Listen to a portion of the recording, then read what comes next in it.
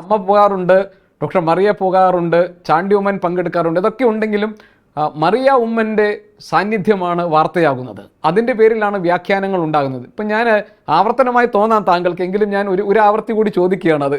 ഈ കോട്ടയം DCC നേതൃത്വം കാഞ്ഞിരപ്പള്ളിയിൽ മറിയ ഉമ്മനെ സ്ഥാനാർത്ഥിയായി പരിഗണിക്കണം എന്നൊരു നിർദ്ദേശം മുന്നോട്ട് വെച്ചിട്ടുണ്ട് എന്ന വാർത്ത വന്നിരുന്നു.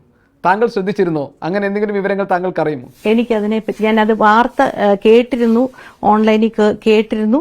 പക്ഷെ എനിക്കതിനെപ്പറ്റി ഒരറിവുമില്ല. ആരും എന്നോടത് പറയുകയോ സംസാരിക്കുകയോ ഒന്നും ചെയ്തിട്ടില്ല. എനിക്കതിനെപ്പറ്റി ഒരറിവുമില്ല. അപ്പ പറഞ്ഞു തന്നിട്ടുള്ള കാര്യങ്ങൾ ഇപ്പോഴും മനസ്സിൽ സൂക്ഷിക്കുന്ന, അപ്പയുടെ പാത പിന്തുടരാൻ ആഗ്രഹിക്കുന്ന, ഇനി എന്തെങ്കിലും എനിക്ക് അപ്പയ്ക്ക് വേണ്ടി ചെയ്യാനുണ്ടായിരുന്നോ എന്ന് ജീവിതത്തിൽ ഓരോ നിമിഷങ്ങളിലും ആലോചിച്ചു പോകുന്ന ഉമ്മൻചാണ്ടിയുടെ മൂത്ത മകൾ എന്ന നിലയിൽ ഏറ്റവും വലിയ കടമയും ഉത്തരവാദിത്തം കൂടിയാണ് പൊതുപ്രവർത്തന രംഗത്തേക്ക് വരിക, രാഷ്ട്രീയത്തിലേക്ക് വരിക എന്ന് താങ്കൾ കരുതുന്നുണ്ടോ? അങ്ങനെ ഞാൻ കരുതുന്നില്ല. രാഷ്ട്രീയത്തിൽ വന്നാൽ മാത്രമേ മറ്റൊരാളെ സഹായിക്കാൻ പറ്റുള്ളൂ എന്നുള്ളൊരു ചിന്തയൊന്നും എനിക്കില്ല. അപ്പ പറഞ്ഞല്ലോ, ഈ നമുക്ക് മനസ്സ് മതി മറ്റൊരാളെ സഹായിക്കാൻ. അതോടൊപ്പം തന്നെ എല്ലാവർക്കും അത് പ്രാക്ടിക്കലി നമുക്ക് ഫോളോ ചെയ്യാൻ വളരെ ഡിഫിക്കൽട്ടായിട്ടുള്ള കാര്യമാണ്. Other man's point of view.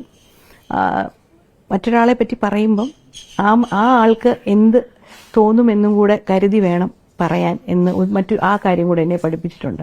അത് നമുക്ക് പൂർണ്ണമായിട്ട് എനിക്കെന്നല്ല ആർക്കും ചെയ്യാൻ സാധിക്കുന്ന ഒരു കാര്യമല്ല.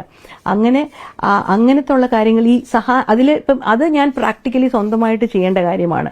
മാക്സിമം പോയാൽ എനിക്ക് എൻ്റെ മകൻ അത് പറഞ്ഞു കൊടുക്കാൻ പറ്റുമായിരിക്കും. പക്ഷേ മറ്റുള്ളവരെ സഹായിക്കുക എന്നുള്ളൊരു കാര്യമായിരിക്കും അപ്പ പറഞ്ഞു തന്നതിൽ എനിക്ക് മുമ്പോട്ട് കൊണ്ടുപോകാൻ പറ്റുന്ന ഒരു കാര്യം. അതുകൊണ്ടാണ് അതിനൊരു പ്രയോറിറ്റി വെച്ച് മുമ്പോട്ട് കൊണ്ടുപോകാൻ ശ്രമിക്കുന്നത്.